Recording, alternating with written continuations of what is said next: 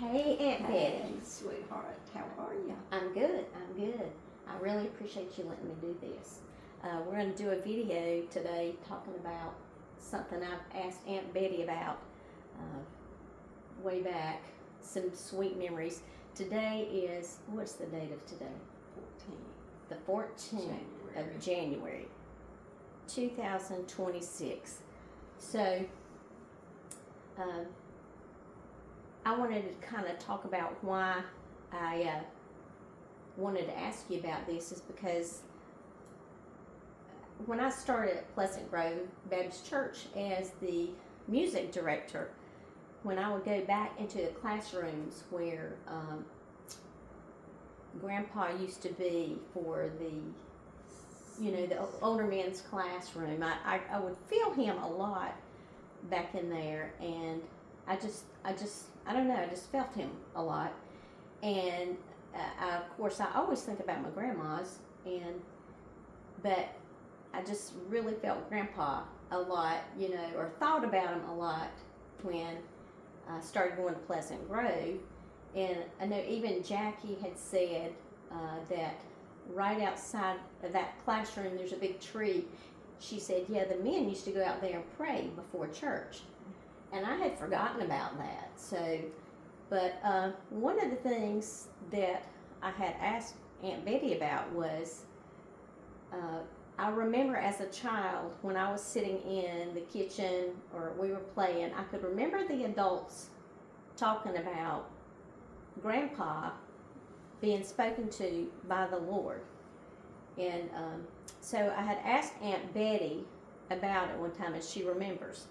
And so I wanted her to give her testimony of what she remembers about what Grandpa said. So she has firsthand information about what her daddy said happened. So, Well, my dad was down on the branch bank, or past the pasture down there, and he always would keep the banks trimmed, and he had his scything cradle and doing it that way. And he came into the house for lunch. He was soaking wet with sweat, and he said the Lord had spoken to him, and he talked to him about different things. And he said to him, I want you to join the church. And I can't remember how I told you this, but you said that Grandpa had said something about going to a different church yes, at one time. He had talked about going to Liberty Hill Church, and the Lord told him, I need you at Pleasant Grove. And he said, but I had planned to go to Liberty Hill. And he said, I need you at Pleasant Grove. And I want you to go to the house and talk to Eleanor. That's my mom.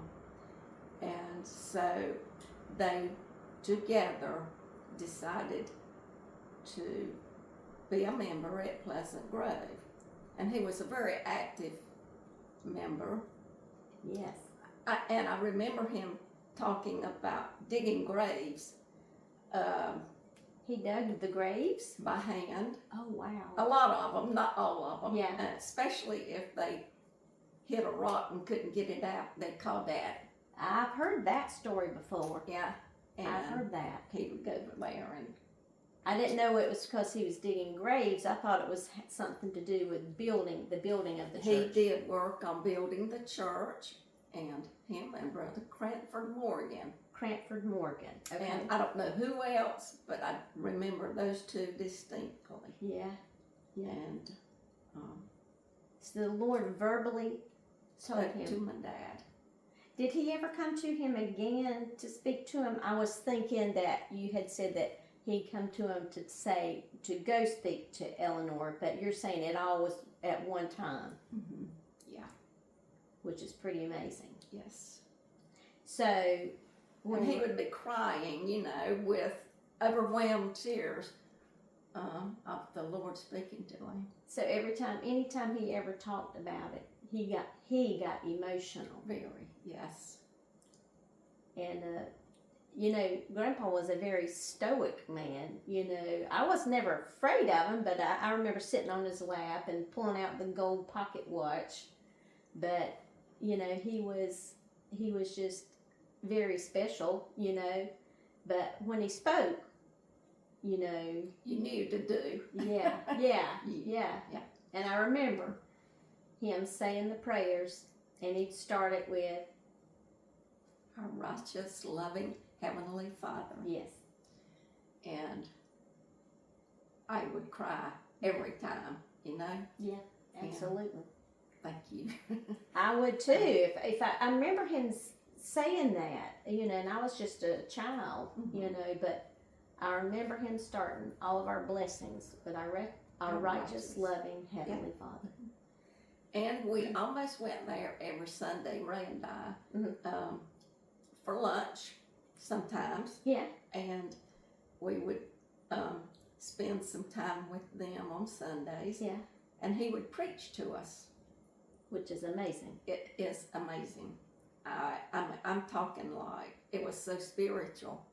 If you didn't believe in God, you couldn't have stayed there. Right. You'd have to get out. Yeah, you'd have to get out, but it was very spiritual, and the kids would probably go outside and play. Yeah. And we didn't worry about them because it was on that big farm. Yeah, we played everywhere. It's amazing that we're alive. We're alive. We made it through, jumping out of the barn and all that good stuff. Yeah. Going down to the creek, in the middle of summer with snakes and whatever. Yeah. Yes. But the Lord watched after us. Yeah, I miss them so much. And my mom would cook the biggest lunch. Oh, man. I don't know how she did it. And then go to church. That's pretty amazing. My favorite was always her homemade biscuits and stewed potatoes. And the special treat would be, of course, persimmon pudding. That's the most. Yes. And she would always have molasses or some kind of jelly or something, and she would tell Jackie, "Come on, let's go to the kitchen," and she'd get a hot biscuit and put molasses in it. Yum. Jackie thinks about that still till this day. Absolutely. It's the little things like that mean so much, And speaking of molasses, I think Grandpa ate molasses every day? Every day. Mm-hmm. And he lived to be 93 93 or 94? 3 or 4, I can't remember exactly. Yeah. But So he always sat on the front row there at Pleasant Grove. Yeah. With Brother Luther Whitley. And my mom sat, I think on the second row or third row on the right. Yeah. Beside Sister Bessie. Yes. Brother Luther's wife. And it was so nice.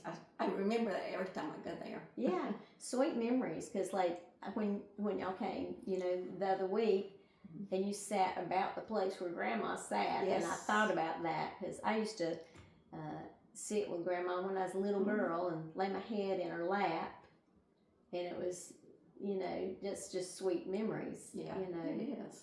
And I've heard, Grandpa sat on one side. He sat on if you're facing where the preacher, he'd sit on the left side, and Grandma would sit on the right side. But I heard that the reason they did that is that when they first started church, I don't know if this part's true, but when they first started going to church, that all the men sat on the left side and the women on the right. Is that correct? Do you know? I think that the deacons kind of sat on the left side of the preacher,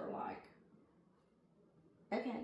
I wasn't sure about what that was. I don't remember exactly exactly the men sat on one side or not, but that may have been in the before that church was even built, because I know it started out in a brush arbor, and then there was an older wooden building. Yes. And then the church as it stands today. And as a matter of fact, another reason I wanted to talk to you about it is because we are actually building a new building. We're in the process of building a new building, and that makes me think of Grandpa too, even more. So but just some sweet memories. It is, yeah. But to hear him tell about the Lord speaking to him, and it was not the only time, I mean, there were others, but I can't remember them distinctly, but that one I just can't forget. So you're saying he Often. was spoken to by the Lord more than once? Yes. Like verbally? Yes. Oh, I didn't know that. Mm-hmm.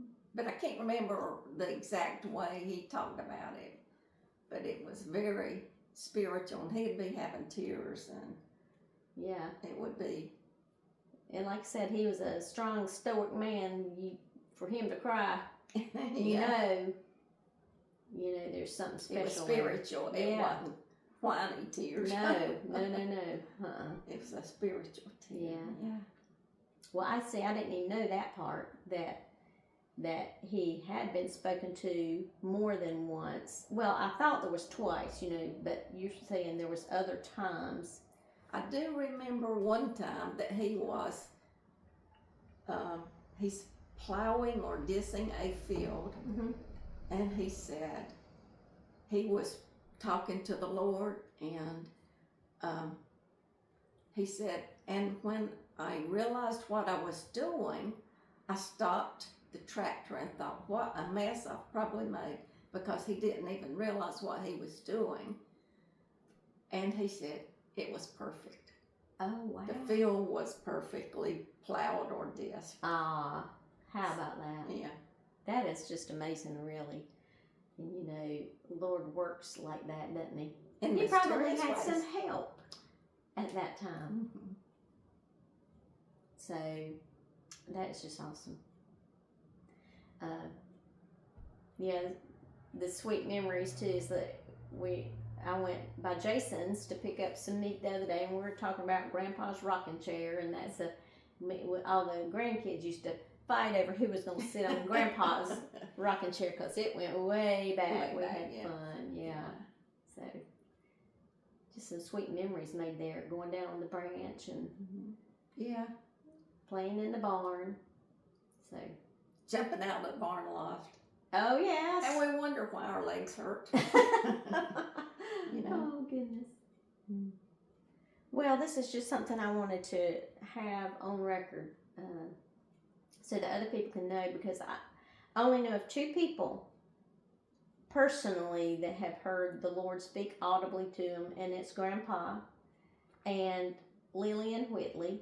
And we all couldn't wait to get in her Sunday school class to get to hear that story.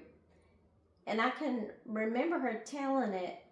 I can't remember exactly what it's about, because we were just like, I don't know, maybe 12, when we would get in her class. But I know that she said they'd been going to revival, and she cooked supper or something, and she went to pray, and the Lord talked to her about something, but I can't recall what it was, but that was a while back. Yeah, yes, it was. Well, I have had the Lord speak to me once. You have? Yes. You want to tell it? Do you want me to? Yeah, sure. Well, after Ray passed, I had such a very hard time. He was the love of my life. Yeah. And I was in bed, and I was praying, and I said, Lord, I can't do this. He said, yes, you can. I will be with you. And I could see a picture at the foot of my bed, prettiest picture of Christ you've ever seen. Wow. And he said, I will never leave you or forsake you. Wow. And from that time, I started getting better. Wow. That's amazing. That's like a vision. Yeah. That you had to play. But you heard him verbally say that. Yes. That's awesome. Well, you're the third person then that I've heard, you know, and that just shows you that when you cry out to the Lord, He hears you. And it's just a beautiful thing. It's a beautiful thing. I think sometimes we think He doesn't hear us, but we know that He does. He does. And I think about many times about praying when I was, you know, a high school student or something, and with different guys, and you'd think, well, I love this guy, and then he, you know, leave you, and or you'd leave him, and and I would pray for the Lord to send me somebody that I could love, and for someone that would love me, and be true to each other. He sent me Ray Almond. He sent you a good one. I know that. I remember Uncle Ray very well. He was a very special person. A good man. And I spent many a night in this house, so I know. He is a good, sweet man. Yes. And I think Greg is a lot like him, so. He is. And, you know, and Jackie's sweet as she can be, too. They both are. And they're both spiritual. Yeah. You know. Yeah. And I appreciate that so much in them. And when Greg became a deacon at Pleasant Grove, it was like, it was very special. Very special, yeah. It was very special to me, too. I mean, I was surprised because when I remember back in the old days, it was the old guys who were the deacons. Yeah, I know, right? Yeah. Things change as we get old, you know? Right. Oh, but yeah, he's a perfect one for it. He's got that sweet, sweet spirit like Uncle Ray had, and you know, the Lord calls those who He needs, and He knows who they are. Right. Yes. So, well, is there anything else you want to add? Is there anything I could else talk all day, I feel sure. Well, go ahead. But I can't right now. I can't think of anything. Well, we can do a number 2. This is number 1, so we can do a number 2. Yeah, second edition. So, but I love you, and I just want to thank you for your time. Thank you for this special story that I just wanted to make sure that me and all my cousins and whoever is listening gets the opportunity to hear this, because now is the time that we need to be really focusing on the Lord. We need the Lord more than ever, I feel. Our nation is a wreck. Yeah. And so we got to just make sure that others know that He's real. He is real. And if I would ever do anything that would help someone become a Christian, I would feel so great. Yeah, absolutely. And you just have. This is a witness, and He says it's by the word. Let's see, how is it? The word of the testimony. You know, just speak it, and you're speaking it, and it's a testimony to who Jesus is. So when the Lord, when He said the Lord spoke to him, was it Jesus? Do you know if it was Jesus that spoke to him? Yes, there was no one else there. I didn't know if there was an angel, but it was Jesus. Yes, He said the Lord spoke to me. Oh, wow, that's amazing. And there was no one with him. Yeah, he was alone. There was probably cows in the pasture, but I don't think they talked. Yeah, I hear you. Well, this is a beautiful story, and I appreciate you. I don't think I would ever forget that story. Yeah. I mean, it meant so much to me. Yeah. When he would tell it. That's amazing. And like I said, as a kid, I just remember in the background the adults talking about the Lord talking to Grandpa, but I just never knew what it was about. So, thank you for sharing that with us. He wanted my dad and mom at Pleasant Grove. How about that? Well, I love you. I love you. Thank you. And I love your family. I love your family too. All right.